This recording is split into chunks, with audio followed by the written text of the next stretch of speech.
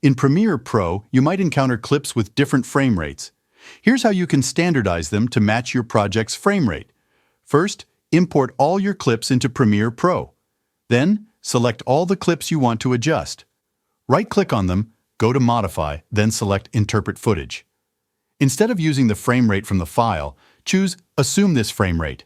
Set the frame rate to your desired value, such as 23.976 frames per second. Click OK to apply the changes. Next, create a new sequence by going to File, then New, and then Sequence. In the sequence settings, choose the desired resolution and frame rate. For example, select 1080p and set the frame rate to 23.976 FPS. Once the sequence is created, drag your adjusted clips onto the timeline. Now, all your clips will have the same frame rate, ensuring smooth playback and editing consistency. By standardizing frame rates, you can achieve a seamless editing experience in Premiere Pro. Don't forget to subscribe and hit the bell for more editing tips. See you in the next video.